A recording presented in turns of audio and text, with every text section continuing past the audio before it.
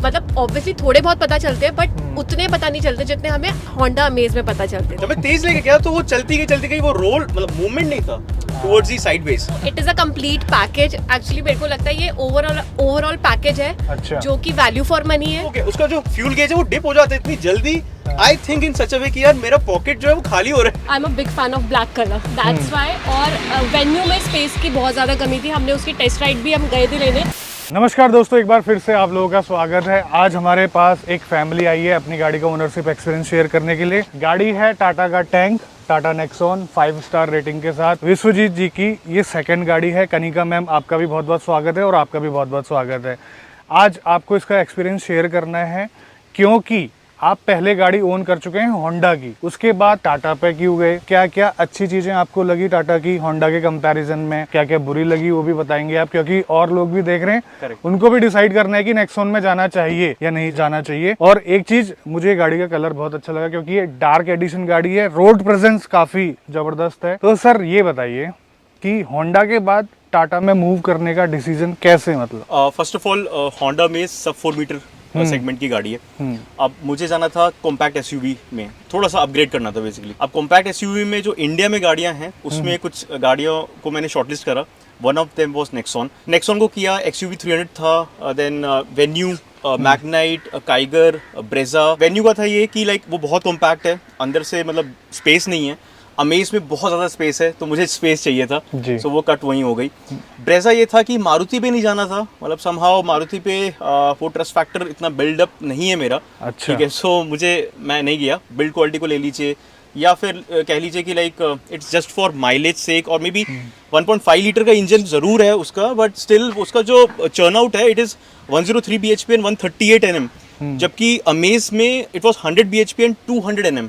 It was diesel of course, ये petrol है, but still 138 Nm जो थोड़ा कम लगा मुझे।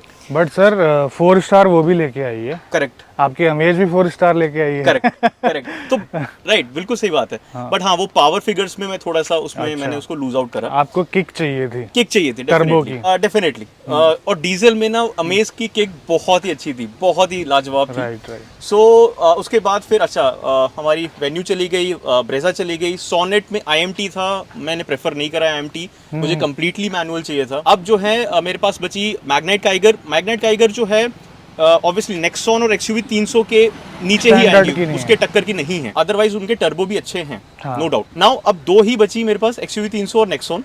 अब ऑब्वियसली XUV 300 का इंजन अगर मैं बात करूं, engine is a bit superior than this engine. Right. 21 है, यहाँ 20 है। हाँ। ये मैं अपफ्रंटली कहता हूँ, मेरे पास गाड़ी है तब भी मैं बोल रहा हूँ, लेकिन और सारे फील्ड्स में आगे निकल जाता है। बिल्कुल, चाहे आप सही कह बात लीजिए है। कंफर्ट में, चाहे आप कह लीजिए मॉडर्नाइजेशन में, चाहे आप कह लीजिए स्पेस में, बूट स्पेस, ग्राउंड क्लियरेंस, बहुत सारी चीजें हैं। और साथ के साथ प्राइस में भी। प्राइस में भी एग्जैक्टली वो उसका टॉप एंड जो था वो 1 लाख एक्सपेंसिव था इसके टॉप एंड से।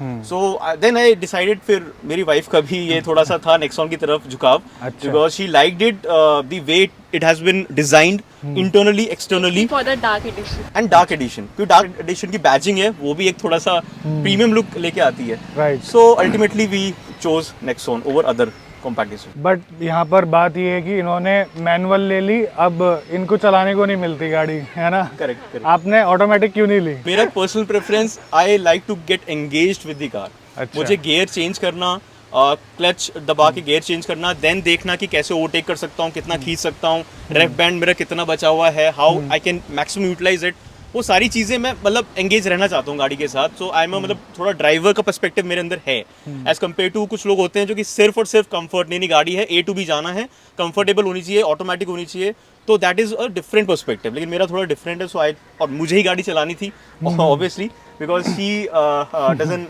Drive a car. Okay, although she knows it, but obviously licence नहीं है एंड अभी नहीं चलाती हैं वो। एक बात बताइए, बाकी इंटीरियर फिट एंड फिनिश वगैरह दूसरी गाड़ियों में नेक्सॉन से अच्छा है, जैसे कि आप देख सकते हैं वेन्यू में, किया सोनेट में, ठीक है, तो इसमें आपको ऐसा क्या अच्छा लगा? एक्चुअली बाहर से भी कंप्लीट डार्क एडिशन है and from inside also it is a complete dark. ये मुझे था। डार्क चाहिए because I am a big fan of black colour, that's why. और वेन्यू में स्पेस की बहुत ज़्यादा कमी थी. हमने उसकी टेस्ट राइड भी हम गए थे लेने, बट हमने जो खड़ी हुई थी, जो पीस वहाँ पे था, उसी को देख के हमने उसको रिजेक्ट कर दिया बिकॉज अंदर स्पेस ही नहीं था. अच्छा। ऐसा लग रहा था कि पीछे वाली सीट तो जस्ट आगे वाले से टच हो रही है. मतलब इफ आई एम सिटिंग, मैं तो मेरी हाइट इवन छोटी है, कोई बड़ा बैठेगा तो उसकी लेग के लिए तो स्पेस ही नहीं है वहाँ. एवरेज वगैरह क्या निकाल रही है गाड़ी आपकी? एक ट्रिप हमने किया था Delhi to Katra and Katra to Delhi. Delhi से कटरा जब गया था तो इसमें 3 ड्राइव मोड्स हैं. तो आई थॉट कि यार ड्राइव मोड्स यूज करते हैं. मैंने सिटी में डाली पूरे रास्ते, लाइक इट इज अबाउट 625 और 630 किलोमीटर यहाँ से. सो पूरे रास्ते सिटी मोड में चली. 19 का एवरेज आया डिस्प्ले पे. एंड जब वापस आया तो आई थॉट कि यार स्पोर्ट्स में चलाता हूँ, थोड़ा सा खींचूंगा गाड़ी को. तो स्पोर्ट्स में मैंने खींची हुई गाड़ी कटरा से दिल्ली और 17 का एवरेज लेके आई है. So I was pretty happy. Highway में एवरेज इसका बहुत अच्छा मिल जाएगा, 17, 18, 19 लोगों को मिल जाएगा. सिटी में there is a problem. Okay, so city में प्रॉब्लम इसलिए भी बोल रहा हूँ बिकॉज मेरा जो है स्पोर्ट्स मोड में ज्यादा चलता हूँ मैं. सिटी और इको में यूज नहीं करता बिकॉज आई रियली वांट कि इंजन जिसके पैसे दिए मैंने उसका मैक्सिमम आउटपुट मुझे मिलना चाहिए एज अ ड्राइवर. पैसा वसूल होना चाहिए मेरा. तो 120 bhp 170 Nm टॉर्क मुझे पूरा चाहिए, मुझे उसमें कटौती नहीं है. सो उस केस में अगर देखिए तो बहुत ज्यादा ड्रास्टिक ड्रॉप आ जाता है. It comes to 10 average. एक रीजन ये भी है कि टर्बो लैग बहुत है, जिसकी वजह से सिटी में उतना अच्छा एवरेज निकाल के नहीं देती है. करेक्ट. हाईवे के लिए बहुत जबरदस्त पावर है इसमें, इसका मिड रेंज काफी स्ट्रॉन्ग है. चलिए अब इसको चलाते चलाते बात करते हैं, बाकी और भी सवालात करेंगे सर से और मैम से. नेक्सॉन में मैंने देखा कि विश्वजीत जी और कनिका जी पहले से इन्वॉल्व को यूज कर रहे हैं. इन्वॉल्व का ही कर रहे हैं फ्लेम, और इससे पहले भी आपने एक यूज करा था, वो कौन सा था? दैट वाज मस्क जो कि वुडी आता है. अच्छा. या ये फ्लेम कैसा लगा आपको? Flame is fabulous. मतलब आप लाइक गाड़ी में आएंगे, the first thing I do मतलब whenever I am sitting in the car is to spray, like 2-3 spray मैं डाल देता हूँ उस पे, एंड देन वो डिफ्यूज होता रहता है थोड़े थोड़े टाइम के बाद. It seems really good, really refreshing. Flame ही क्यों? फ्लेम इसलिए because when I saw the reviews, मतलब कमेंट सेक्शन में गया था मैं, लोगों के रिव्यूज मैंने जाने पहचाने, तो मुझे समझ में आया कि फ्लेम थोड़ा सा हैवी है and it is having a bit more you can say longevity as compare to other fragrances. और बहुत सारे हैं इसके तो fragrances. So this was the मतलब initial point in time wherein I am getting the experience of involve your senses. आप लोग सोचेंगे कि ये जबरदस्ती बुलवा रहे हैं, ऐसा नहीं है. ये पहले से यूज कर रहे हैं, पहले से इनकी गाड़ी में लगा हुआ था. इसके मैं यही परफ्यूम वे में ही ट्राई करूंगा. व्हाई? बिकॉज जितना आपने स्प्रे किया है ना, उतना आप यूटिलाइज कर रहे हो. अच्छा. और this is the best way. उसमें आपको पैसा वसूल हो रहा है. अब वुडी में क्या होता है कि अगर आपने उसका शटर जो है वो खोला रह गया उसका, वो फ्रेग्रेंस निकल जाएगा उसका, and one point in time वो फिर खत्म हो गया करके. सो उसको फिर घर पे रखना पड़ता है गाड़ी से निकाल के. सो ये परफ्यूम वाला तो दी बेस्ट सोल्यूशन. तो आप लोग भी परचेज करना चाहते हैं तो डिस्क्रिप्शन में लिंक दिया हुआ है, वहां से कर सकते हैं परचेज. बाकी ये तो खुश नहीं लेने के बाद, और हमें भी काफी अच्छा लगता है. बहुत सारी फ्रेग्रेंसेस आती हैं. सर एक बात बताइए, इसकी रिफाइनमेंट आपको कैसे लगी? आप होंडा से आए हैं, होंडा का जो डीजल इंजन है करेक्ट, वो भी एनवीएच उसके इतने अच्छे नहीं है, फिर भी उसके बाद इसमें शिफ्ट होने के बाद आपको ज्यादा महसूस हुई या फिर कम? इट विल बी लाइक कि जो पेडल्स हैं, पेडल्स पे ना वाइब्रेशन थे इनिशियली जब मैं लेके आया था गाड़ी. Now it has been 4200 kilometre चल गई है, तो वो जो है मिटिगेट हो गए, बहुत कम हो गए हैं, ना के बराबर. बट येस, 3 सिलेंडर का जो कैरेक्टर है ना, वो जरूर मैं कहूंगा है. And it was a 4 cylinder engine in amaze. हालांकि उसका नॉइज लेवल ज्यादा था इससे, इसका नॉइज लेवल कम है, लेकिन इसके जो वाइब्रेशंस हैं वो हैं. You will feel like you will be sitting on the seat and हल्के हल्के, मतलब जब गर्म हो जाती गाड़ी तब तो ठीक है, बट एक जो कोल्ड स्टार्ट होता है उसमें यू विल डेफिनेटली फील वो एक रहता है. या देखो, कोल्ड स्टार्ट में तो चाहे आपकी हुंडई के इंजन हो जो 1 लीटर का आता है, जो कि वेन्यू वगैरह में आता है, वो भी आवाज करता है, ऐसी कोई बात नहीं है. लेकिन चलने के बाद रिफाइन हो जाता है, लेकिन इसकी रिफाइनमेंट लेवल उतनी ज़्यादा नहीं है. बट ठीक है, प्रॉपर पावर मिलती है आपको, अच्छा मिड रेंज मिलता है, जैसे कि मैं फील कर पा रहा हूँ. एक बार चलने के बाद बहुत अच्छा एहसास आता है. प्लस जो इसका स्टीयरिंग है, जो हैंडलिंग है, और साथ के साथ जो इसके सस्पेंशन है, सारी चीज़ें मिलके इसको थोड़ा सा ना फन टू ड्राइव वाला एहसास दे देती है. अच्छा, हाईवे में कैसा परफॉर्म करती है गाड़ी आपके हिसाब से? हाईवे में तो बहुत अच्छा परफॉर्म करती है. हम एक ट्रिप पे गए थे वृंदावन, यमुना एक्सप्रेसवे हमने कवर किया था to and fro, and there was not a single issue. मतलब अगर ये वही एज यू सेड कि टर्बो के रेंज के बाहर आ गई है, विद इन टर्बो रेंज आ गई है, देन वो टर्बो लैग है ही नहीं, and the power output is pretty awesome. मतलब आप खींच सकते हो गाड़ी को. In third gear I did 120 also. मैं थर्ड गियर में अमेज में मैंने 100 किया हुआ था. So when I touched 120, so I was amazed यहाँ पे अमेज हो गया था मैं कि 120 मैंने टच कर लिया है इन third gear itself. Economy drive mode activated. आप इसका इस्तेमाल करते हैं? इसका मैं इस्तेमाल इसलिए नहीं करता बिकॉज कार एंथुजियास्ट हूँ मैं, मतलब मुझे पीक पावर पीक टॉर्क बहुत पसंद है, सो इसलिए मैं इसका इस्तेमाल नहीं करता हूँ। सिटी का मैंने करा है, सिटी मोड का, बट इकोनॉमी मोड का नहीं करा है, so frankly speaking. Sport drive mode activated. आपका Yes. फेवरेट ये है? फेवरेट है, 95% स्पोर्ट्स चलता है, 5% इज सिटी। अच्छा, स्पोर्ट्स में तो यार कुछ कहने ही नहीं है, Correct. अच्छी खासी पावर आउटपुट देती है, मतलब अपना 100% देती है गाड़ी। आप इसको मैग्नाइट और काइगर से कंपेयर कर रहे थे, ये वो गाड़ियाँ इसके स्टैंडर्ड की नहीं है, सीधी सी बात यहाँ पर मैं आपको बताता हूँ। आपको फील हो जाएगा अगर आप गाड़ी चलाते हैं ना, दोनों गाड़ियों को बैक टू बैक चलाइए, आपको पता चल जाएगा किसका लेवल क्या है। और एक्चुअल में इसमें फील आता है एसयूवी वाला इसमें और XUV 300 में, बाकी थोड़ा बहुत रेज्ड हैचबैक लगती है। चलने के बाद तो स्मूथ हो ही जाता है इंजन, शुरुआत में थोड़ा बहुत वाइब्रेशन वगैरह फील होंगी, Exactly. जब आइडल में होंगे आप तब फील होंगी, उसके बाद कुछ नहीं होगा। कोई प्रॉब्लम्स वगैरह आई हैं जिसकी वजह से आपको परेशान होना पड़ा, ऐसा कुछ हुआ है क्या? There was one issue initially, वो इशू मैंने फेस किया था when I was on the trip of Delhi to Katra. अच्छा। सो 6th गियर इसका स्लॉट नहीं हो रहा था। अच्छा। सो मतलब मैं हाईवे पे था दैट टू, और हाईवे पे यू कैन अंडरस्टैंड कि ये जब इशू होगा तो कितना बंदा इरिटेट हो जाएगा या फिर उसको शॉकिंग लगेगा। सो हुआ नहीं, 6th गियर मैं ट्राई करा, मैंने मुझे खुद लगा कि यार मैं ड्राइविंग भूल गया हूँ, मुझे 6th गियर जो है स्लॉट नहीं कर पा रहा हूँ मैं। देन आई थॉट कि यार इसको स्टैंड स्टिल पे करते हैं, स्टैंड स्टिल पे भी नहीं हुआ। देन फिर मैं ले गया SVG सर्विस सेंटर, उस मैकेनिक ने ही डिड सम एडजस्टमेंट और then it is working fine. 6th gear लग रहा है, आप चाहे आप रुकी हुई गाड़ी पे चलाओ या फिर लगाओ या फिर चली हुई गाड़ी पे आप लगाओ तो इट इज हैपनिंग। सेल्स और सर्विस एक्सपीरियंस होंडा के कंपैरिजन में कैसा है टाटा का? I will say this thing कि होंडा की जो सर्विस कॉस्ट है दैट इज प्रीटी हाई। अच्छा। प्रीटी हाई, मतलब अमेज की सर्विस कॉस्ट आती थी 10K 12K 14K for diesel, and petrol की गाड़ी है ये, तो obviously I have been assured by the dealer guy that it will be ranging from 5 to 7 max, इससे ज़्यादा नहीं जाएगा। अच्छा, दूसरा की फर्स्ट सर्विस ही हुई है which is free of cost, तो अभी मुझे एक्चुअल जो पेड सर्विस का कॉस्ट है वो मुझे मालूम नहीं है। And I think so I am pretty okay to have this car, because servicing के मामले में या जो स्पेयर पार्ट्स के मामले में आई डोंट थिंक सो कि ये Honda is way more expensive than this, so अच्छा। उससे तो बेटर ही होगा। मैम, आपने इस गाड़ी में बहुत सारी जो है हाईवे में मतलब ट्रैवल किया है, कंफर्ट कैसा लगा आपको? सस्पेंशन वगैरह कैसे लगे? मतलब झटके तो नहीं लगते ज्यादा, इस टाइप से बताइए। कंफर्ट काफी ज्यादा अच्छा है, ठीक है। अच्छा। बैक सीट्स पे भी मैं बैठी हूँ, मतलब हाँ। मोस्टली मैं फ्रंट पे बैठती हूँ, बट मैं बैक पे भी बैठी हूँ। बैक सीट भी बहुत कंफर्टेबल है और फ्रंट सीट भी कंफर्टेबल है। आप सस्पेंशन की बात करेंगे अगर, तो जो अमेज थे उसका जो ग्राउंड क्लियरेंस था वो बहुत कम था, हाँ, तो उसमें झटके ज्यादा पता चलते थे। इसमें झटके मतलब ऑब्वियसली थोड़े बहुत पता चलते हैं, बट उतने पता नहीं चलते जितने हमें होंडा अमेज में पता चलते थे। टायर साइज हाँ, टायर साइज भी बहुत बड़ा है और प्लस ग्राउंड क्लियरेंस भी ज्यादा है। अच्छा मैम, आप बताइए कि आप किसी और को रिकमेंड करेंगी ये गाड़ी? हाँ हाँ, Nexon? श्योरली। क्यों करेंगे ये बताओ? सो it is a complete package. Actually मेरे को लगता है ये ओवरऑल पैकेज है, अच्छा। जो कि वैल्यू फॉर मनी है, ठीक है। Plus the interior was so good, colour specially I love the colour, black colour, तो मुझे काफी पसंद है, और परफॉर्मेंस वाइज भी इट वाज गुड। एक बात बताइए, आप लोग बाहर भी डार्क अंदर भी डार्क, एसी की इफेक्टिवनेस में कोई कमी? नहीं, कोई भी कमी नहीं। इवन अच्छा। कभी कभी तो इतना चिल्ड आउट हो जाता है कि मुझे टेम्परेचर कम बढ़ाना पड़ता है। शूट करने से पहले इन्होंने बताया कि डीजल इनको बहुत पसंद था, मतलब ये सोच रहे थे कि मेरी अगली गाड़ी भी डीजल होगी, फिर पेट्रोल में शिफ्ट होने का रीजन? सिंपल, मैं डेलाइट हूँ, आई स्टे इन दिल्ली, और दिल्ली एनसीआर में एज एवरीबडी नोज कि 10 years का एक यू कैन से लिमिटेशन है डीजल के लिए, और this was the only reason because Amaze की कंडीशन बहुत अच्छी थी, मेरी अमेज की कंडीशन। अच्छा। एंड मैं चाहता तो अगर मुझे 5 साल मिलते 5 साल वही चलाता। अच्छा। मतलब I was having no regrets with Amaze. So बस वही है कि 8 साल हो गए थे, 9th ईयर लग गया था, एंड फिर 10 years हो जाते तो कोई वैल्यू मिलती भी नहीं अगर मैं बेचने जाता तो। सो फिर मैंने उसको सेल आउट किया and I purchase this.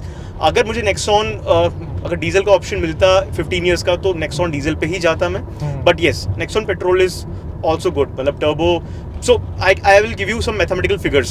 Okay. Amaze में 100 bhp and 200 Nm टॉर्क है. ठीक है. तो मैंने माइंडसेट किया हुआ था कि यार bhp 100 के आसपास होना चाहिए, हाँ. टॉर्क भी 200 के आसपास होना चाहिए, so अच्छा. that कि मुझे ना एक्सपीरियंस लेवल उतना ही मिले. हम्म. So हुआ कि इवेंचुअली कि bhp तो इसकी 120 है, so 20 bhp बम्प है, तो that is a good thing. बस टॉर्क पे 30 Nm टॉर्क कम है, 170 Nm है.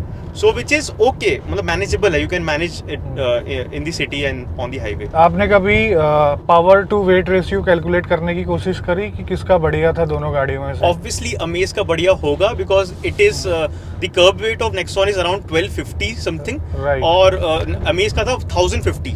200 किलो बहुत ज्यादा होते हैं. मैंने जब ये खरीदी तो I thought कि यार XUV 300 भी तो अच्छी थी, ऐसे करके माइंड में आता था बार बार, and it is a good car. और मैं बहुत नेक टू नेक था इन दोनों कार के बीच में, so I purchased this.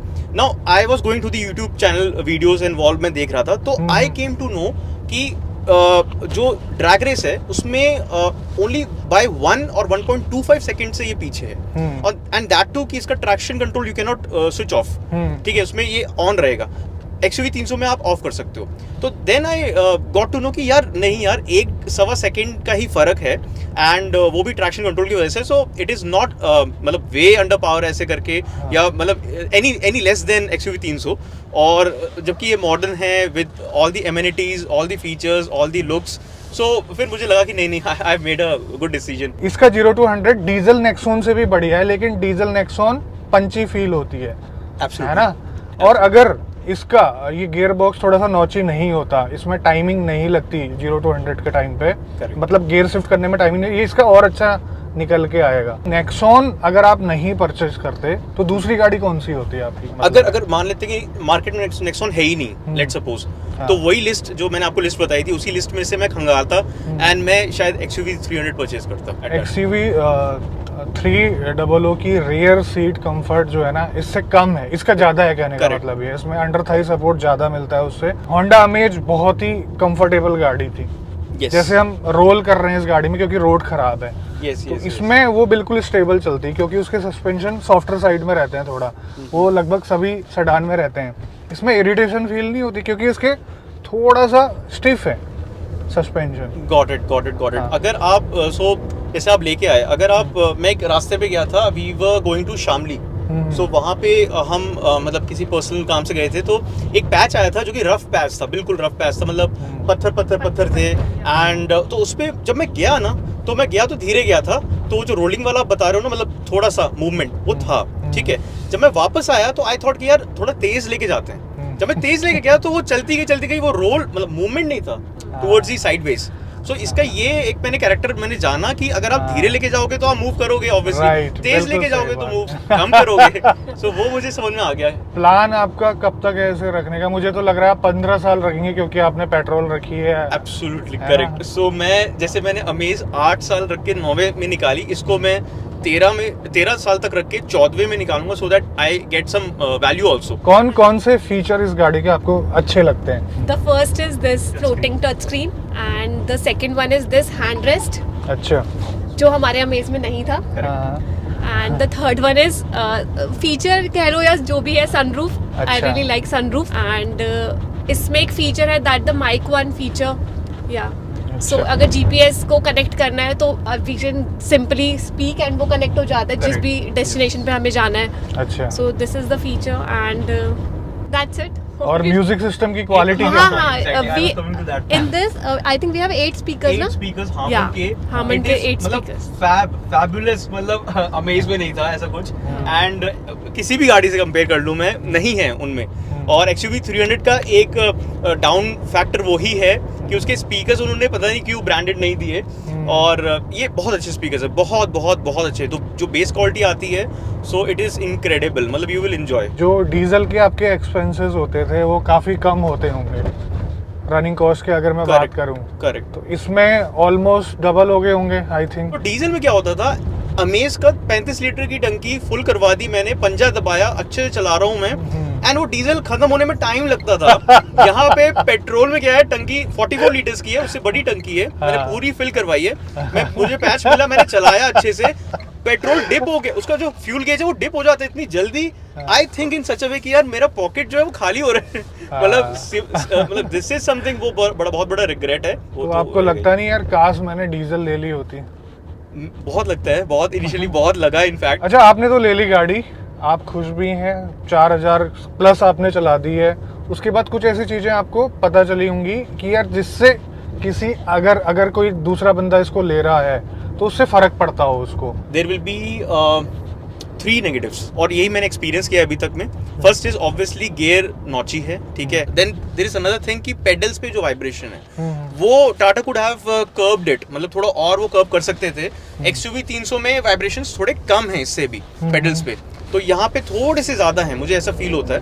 Feel क्या होता है, दैट इज देयर, मतलब if you will ask anyone, any Tata Nexon owner. And the third thing is कि कभी कभी, मतलब अभी देखिए बहुत स्मूथ चल रही है गाड़ी, there is no rattling noise. कभी कभी कोई रैटलिंग नॉइज आती है, अच्छा। वो चली भी जाती है। अच्छा। सो वो कंसिस्टेंट नहीं है। अगर कंसिस्टेंट नहीं है तो मैं सर्विस सेंटर भी लेके नहीं जा सकता, मैं उनको बता भी नहीं सकता कि कहाँ से आ रही है, क्या हो रहा सही है। बात। So it is kind of मतलब बहुत ज्यादा इरिटेटिंग नहीं है, but it's a very slight con. So ये 3 ही चीजें मैंने अभी तक एक्सपीरियंस करी है। Apart from that there are bunch of things which are positives. But आप जो कह रहे हैं ना पेडल में वाइब्रेशन, इस गाड़ी में मुझे फील नहीं हो रहा है। एक चीज मैं ऑब्जर्व कर रहा हूँ और ये फैक्ट भी है, जब आप स्पोर्ट्स मोड में चलाते हैं, कभी आपने फील करके देखा है स्पोर्ट्स मोड में अगर आप नॉर्मली गाड़ी चला रहे हैं तो MID में एवरेज अच्छा दिखाता है? क्योंकि अभी यहाँ पर मैं इंस्टेंट फ्यूल इकोनॉमी देख रहा हूँ ना, 20 प्लस ही आ रही है अगर मैं नॉर्मली चला रहा हूँ इसको। Correct. तो You are correct. इंजन में स्ट्रेस नहीं पड़ रहा है, अपनी Absolutely. फुल पोटेंशियल के साथ चल रहा है। अगर मैं यहीं इको में चलाऊं तो उस पर स्ट्रेस आएगा, ज्यादा फ्यूल कंजप्शन होगा। हाँ, इससे एक और एक बात याद आई, this is the top model. इसमें एक आयरा ऐप आता है टाटा का, एंड उसमें you can gauge your performance. उसमें एक स्कोर आता है, ड्राइविंग स्कोर। एंड अगर आपका driving score depends upon the acceleration and the braking, अगर आपके 10 on 10 है दोनों चीजें, ड्राइविंग स्कोर आपका 8 आएगा, 9 आएगा out of 10, which means that you are मतलब gentle foot on the accelerator. तो उस हिसाब से you can churn out the mileage also. वो एक तरीका है माइलेज निकालने का। सो स्पोर्ट्स हो, सिटी हो, इको हो, ऑब्वियसली यू सी इको में if you will rash drive तब भी माइलेज नहीं मिलेगा, फिर आप बोलोगे इको लगा रखा था माइलेज मिला नहीं मुझे। So that is not the case. वो कंपनी ने बना रखा है, you have to use in that particular way only. So उस हिसाब से आपको यूज करना है उस चीज। अच्छा, आप बता रहे थे कि आपने 1 लाख रुपए एक्स्ट्रा खर्च करे सनरूफ के लिए, क्या वो इसलिए कर रहे थे? हैं? तो ये दोनों हैं नेक्सॉन के हैप्पी ओनर, ठीक है, काफ़ी इंजॉय कर रहे हैं गाड़ी को। ये तो भाई साहब तो मज़े लेते हैं इंजन के, परफॉर्मेंस के, मैम मज़े लेती हैं फीचर्स के और म्यूज़िक सिस्टम के, और सनरूफ के भी कभी कभी, है ना। तो बात यहाँ पर ये है कि बड़ी ही वैल्यू फॉर मनी गाड़ी है। 13 लाख रुपए में इनको इतना सब कुछ मिला, इंक्लूडिंग परफॉर्मेंस और सेफ्टी वगैरह सब कुछ। तो बहुत अच्छा पैकेज है, और ज़्यादा आप सोचते नहीं हैं, मतलब कि आपकी कुछ ऐसी पर्टिकुलर चीज़ें नहीं है कि मुझे ऐसा चाहिए वैसा चाहिए इंजन। तो ये गाड़ी हर फैमिली के लिए एक परफेक्ट गाड़ी बन जाती है। क्योंकि फैमिली कार में क्यों कह रहा हूँ इसको, क्योंकि स्पेस बहुत अच्छा है, कंफर्ट बहुत अच्छा है, स्पेशली रियर सीट में। आज आप पहली बार तो नहीं बैठे पीछे? मैं पहली बार अच्छा। जब गाड़ी चल रही है। तो आज की वीडियो में बस इतना ही। बहुत सारी बातें हो गई है, सारी अच्छी बुरी चीज़ें आपको नेक्सॉन के बारे में पता चल गई होंगी। आप डिसाइड कर सकते हैं अब लेनी है या नहीं लेनी है। आज की वीडियो में बस इतना ही। मिलते हैं बहुत जल्द आपसे एक नई वीडियो में, तब तक के लिए बाय बाय। ख्याल रखिए अपना। भारत माता की जय, और thank you very much Kanika and Vishwajit. Thank you. Thank you sir, thank you.